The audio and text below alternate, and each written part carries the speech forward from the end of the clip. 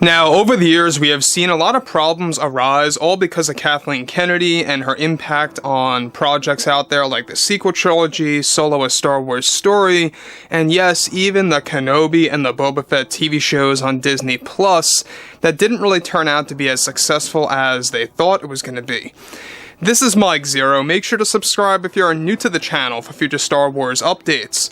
Also, by the way guys, make sure to drop a thumbs up on this video to support the channel. I thank you all so very much for the kind support. It is greatly appreciated. Now, one thing about the new universe between Favreau, Filoni, and Lucas that a lot of fans are just very invested in right now has a lot to do with the fact that they are bringing in a lot of elements from stories like Heir to the Empire, as well as the New Jedi Order, and let's not forget about, of course, Shadows of the Empire. All of those stories are going to be used to tell new tales in shows like Ahsoka, Mando Season 3 and 4, and a lot more on the horizon.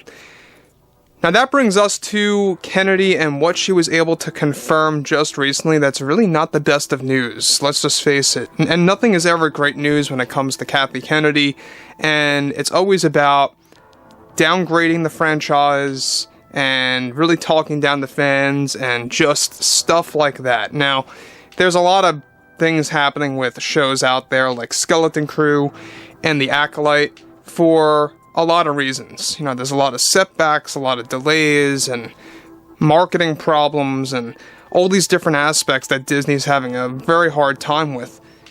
So, as of right now, Kathleen Kennedy was able to put something straight for the fans that may not be the best thing for the fans to actually hear, and it's really not a good marketing stunt on her part. So let's dive right into this. Now, with many new Star Wars TV shows in the works by both Favreau and Filoni, they are getting ready to also make some big announcements in the coming months. However, recently in an interview with Kathleen Kennedy, she went on to confirm something to the fandom directly when talking about her latest projects. She stated the following: "It's in our best interest to shift away from George Lucas's vision with shows like Skeleton Crew and The Acolyte. When I spoke to both John Watts and Leslie Headland, we knew that we had to get rid of many familiar designs for the Star Wars franchise. It's something that needed to be done in order to achieve our goals. I am putting it out there now that we are changing the rules of Star Wars with these new shows for Disney Plus, and changing the rules means we can adjust to do whatever we want to do with these stories." Now, I want to pause here quick. Now, Kennedy putting it out there that they are changing the rules of Star Wars. Now, she also teased this about 3 weeks ago where she said that the traditions of the franchise are also going to be altered and shifted around for shows like Skeleton Crew and The Acolyte. And I don't really see a reason why to do this. It's going to make it feel less and less like Star Wars and more just like a sci-fi installment with the Star Wars label slapped on top of it. That's what it's going to feel like. Now, I'm thankful that John and Dave, they are involved attempting to fix some scenes here and there under the orders of the Disney board members and Bob Iger, but they don't really have control over the majority of the show is the problem. And it's all a matter of what's happening with the Skeleton Crew series, the production of it, because that has been by far the most toxic and the most complex production out of all of Disney's Star Wars. And it's been that bad because they've had so many different delays, so many different reshoots, rewrites to the script. It's even worse than The Acolyte. Put this into perspective. They were supposed to wrap filming by October because they started back in early June, and they're still filming to this day. It's January of 2023. They were supposed to end back in October. It's a lot of shooting and a lot of things that they're redoing for the actual show.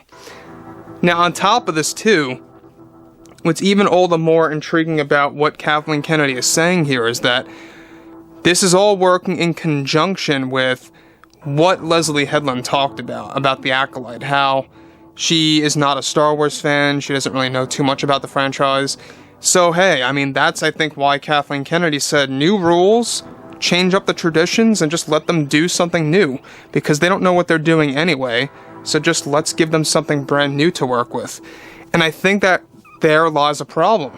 That's where you're going to have these shows feeling very much alienated from the franchise itself. It's not going to feel like Star Wars per se. So, moving on to the next thing. She goes on to say, we are looking at how we can actually add new meaning to changing the Force and the origins of it somehow. We have a big goal to reverse some of the lore that George approved decades ago for the brand, and it's going to work so well for our stories. We can't wait to share them with everyone.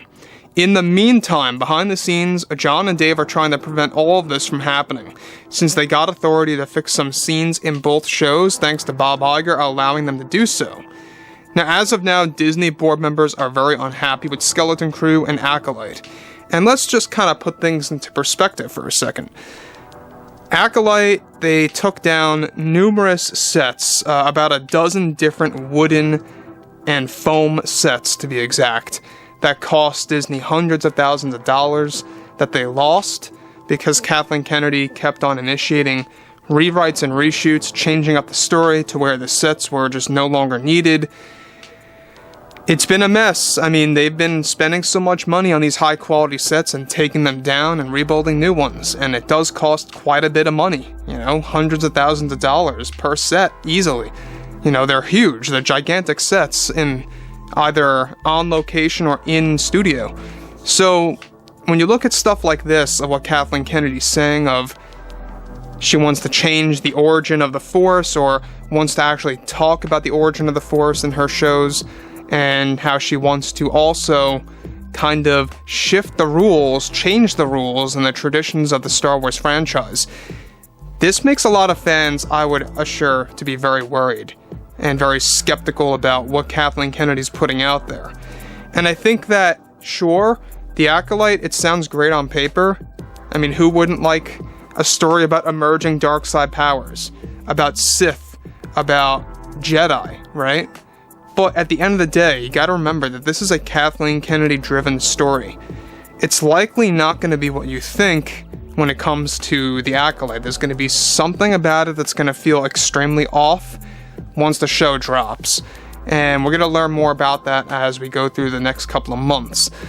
Again, Acolyte won't be coming out until next year. And when I say next year, I'm talking like 2024. And we're talking like more literally like the middle of that year. That's how far it has been delayed because of all of the setbacks and the problems and all of the sets getting taken down endlessly. It's been quite a very interesting development, so to speak, just to watch this scenario happen and unfold. And it just really amazes me that Disney is still keeping up with the show and not just putting it in the can and canceling it. If I were Disney, I'd take my losses, I would cancel this show altogether, just forget about it. You know, put it in the rear view window, call it a day, and just release a new show at the next exit. That's it. So anyways, I would like to hear what each and every one of you guys have to say about this all below in the comments, and if you guys did enjoy the content for today, make sure to drop a thumbs up on this video to support the channel. I thank you all so very much for the kind support, and I'll catch you guys next time.